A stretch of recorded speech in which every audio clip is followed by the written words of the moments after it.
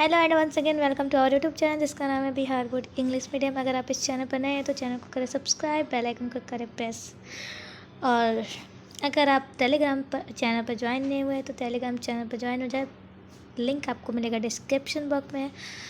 हम chapter 6 economic का start करने वाला है जिसका नाम है ग्लोबलाइजेशंस। ओके, तो बस 1 चैप्टर लेफ्ट रह जाएगा, मतलब सिलेबस कंप्लीट कराने में। तो स्टार्ट करते हैं चैप्टर 6 को। सबसे पहला क्वेश्चंस बनेगा यहाँ से, what is globalisations. Okay, book में भी दिया हुआ है तो पढ़ना इंपॉर्टेंट है। Okay, globalisations is that activity where the world economic come together so that goods and services, investment and technology are made available to each other without any trade restrictions. तो globalisation एक ऐसी activities है जहाँ पर world economic को एक साथ रखा जाता है। किन किन चीज़ों को मिलाकर, गुड्स, सर्विसेज, इन्वेस्टमेंट और टेक्नोलॉजी, इन सारी चीज़ों को एक साथ बनाया जाता है। और इन सारी चीज़ों को अवेलेबल करा के किसके, विदाउट एनी ट्रेड रजिस्ट्रेशन से इसको बनाए थे, देन उसको हम लोग कहते हैं ग्लोबलाइजेशन। एक ओके, एग्जाम्पल की बात करते हैं हम लोग, the goods, technology, ideas and people. Then ये यहाँ पर आता है 2 मार्क्स की चीज़ है, ठीक है। ये 2 नंबर की चीज़ें हैं जो कि पूछे जाएगा, तीनों में से कोई एक तो पूछे रहेगा। प्राइवेटाइजेशंस क्या है? The process of reducing the role of public sector in the economic and increasing the role of private sector is known as प्राइवेटाइजेशंस।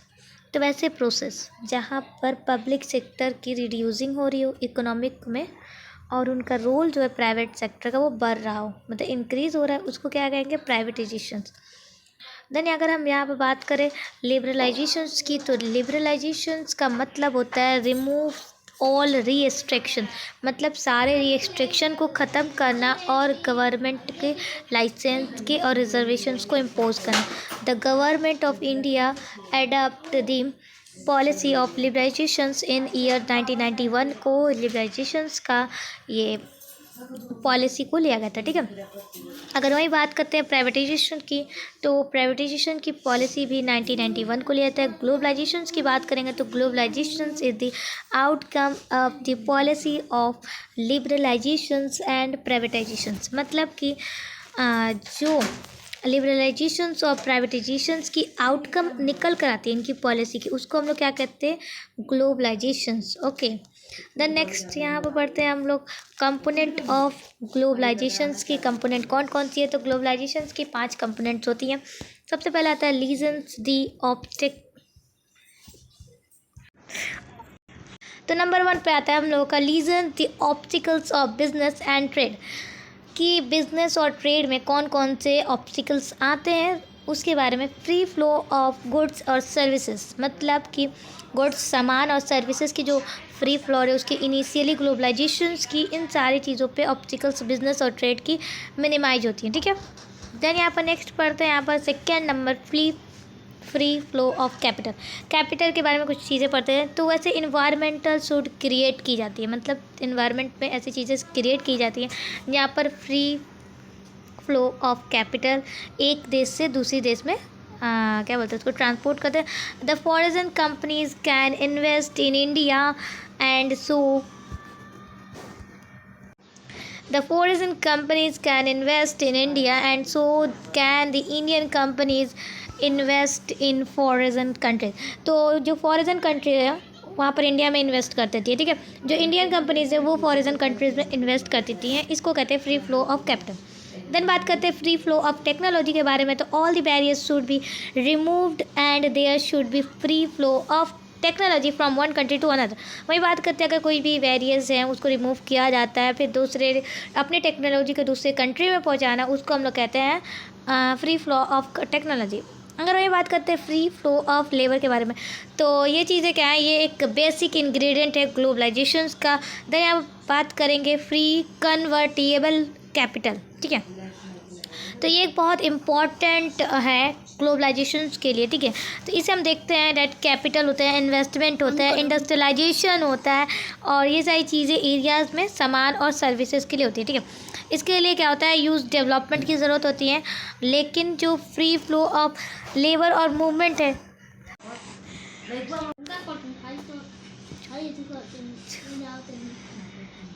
Free of labour जो है मूवमेंट, ये सारी चीज़ें लोगों के एक्टिंग एज हाइड्रेंस ऑफ ग्लोबलाइजेशन, और इसके लिए जो डेवलप कंट्रीज़ होती हैं उनका रिस्ट्रिक्शन ज़रूरी होता है, वेरियस होता है। देन आगे नेक्स्ट बात करते हैं हम लोग मल्टीनेशनल कंपनीज के बारे में। तो यहाँ पर 2 नंबर का क्वेश्चन से डिफिनेशन पूछेगा तो इसको 2 नंबर के लिए पक्का समझो। एक मल्टीनेशनल कंपनी क्या है? ये एक कंपनी है जो खुद के मतलब ओन और कंट्रोल प्रोडक्शन एक से ज़्यादा नेशंस इसमें कंट्रोल करते हैं। एक कंपनी को एक से ज़्यादा नेशंस कंट्रोल करते हैं, देन उसको कहते हैं मल्टीनेशनल कंपनी।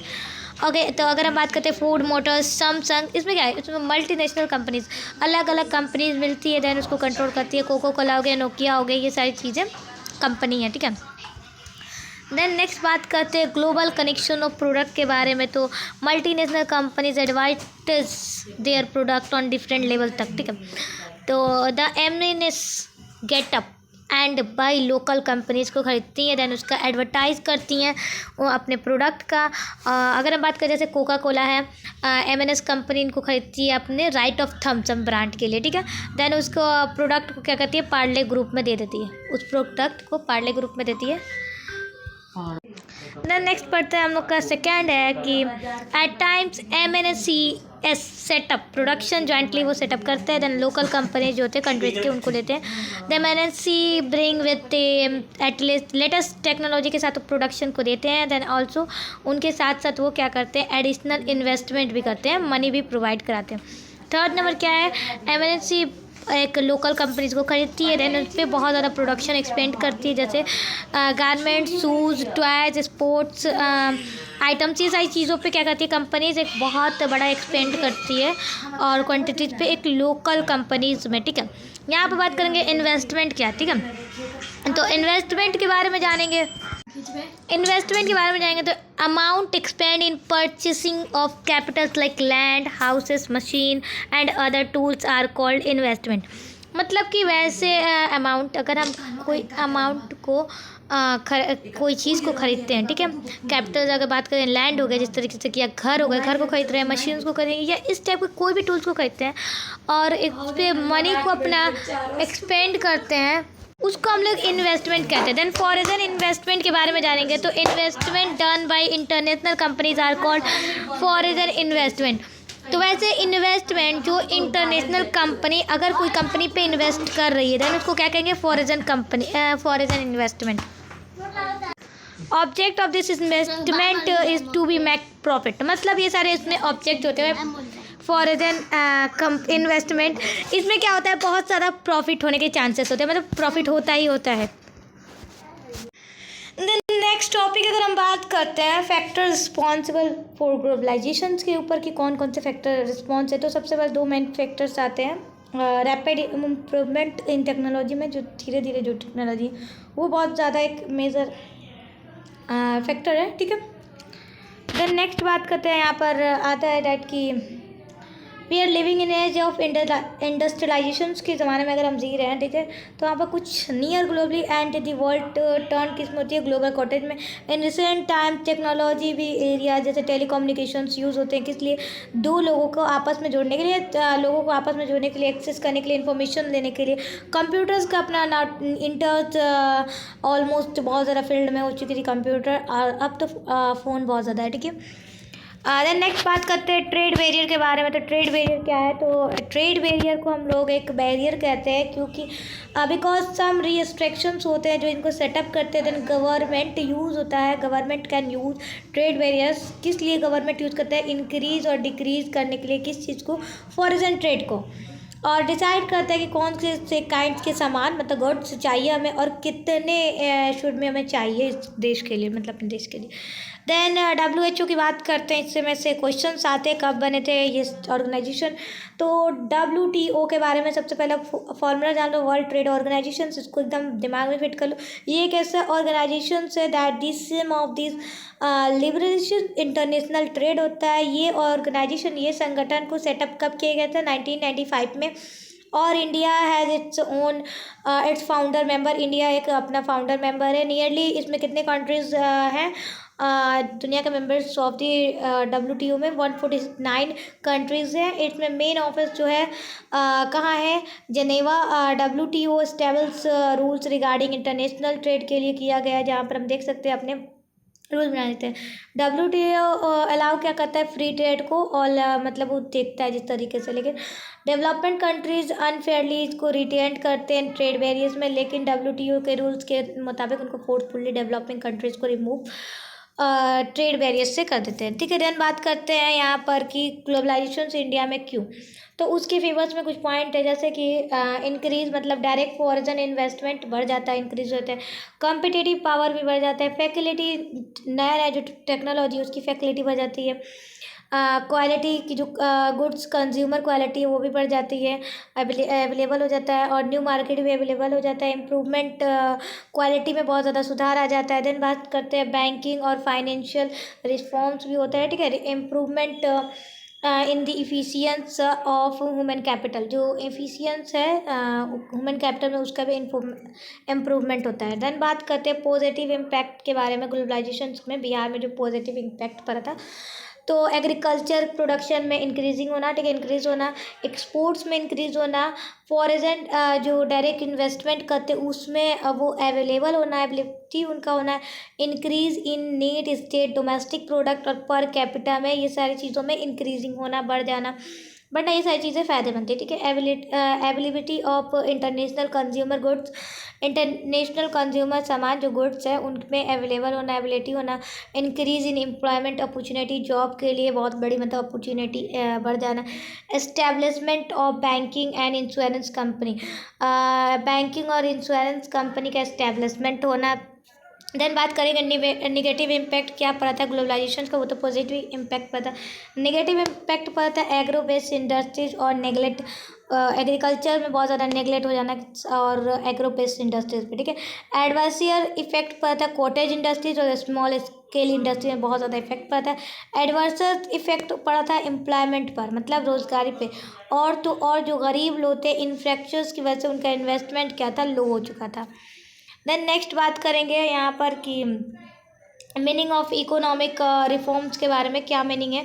तो सबसे पहले तो पूछेगा व्हाट इज़ इकोनॉमिक रिफॉर्म, तो क्या मतलब है इस इकोनॉमिक रिफॉर्म्स का। तो इकोनॉमिक रिफॉर्म्स का मतलब होते हैं वैसे पॉलिसी, मतलब जो 1991 में जिसके which there is increase productivity को बढ़ाना, इफिशियंस और प्रॉफिट और कंपटीशन को। ठीक है, इकोनॉमिक रिफॉर्म्स किसके बेस पे होता है, पॉलिसी पे, लिबरलाइजेशन, प्राइवेटाइजेशन और ग्लोबलाइजेशन, और इसको हम लोग किस नाम से जानते हैं, LPG। ठीक है, ये LPG गैस वाला नहीं है। ठीक है, तो ये है कौन सा LPG, SST social science economic वाला क्या बोलते हैं, LPG है। लिबरलाइजेशन, प्राइवेटाइजेशन, ग्लोबलाइजेशन, ओके, इसको हम लोग न्यू इकोनॉमिक पॉलिसी के नाम से जानते हैं कि अगर दूसरे वर्ड में बोले तो। देन आते हैं ऑब्जेक्ट ऑफ इकोनॉमिक रिफॉर्म्स और न्यू इकोनॉमिक रिफॉर्म्स, पॉलिसी में कौन कौन से ऑब्जेक्ट हैं।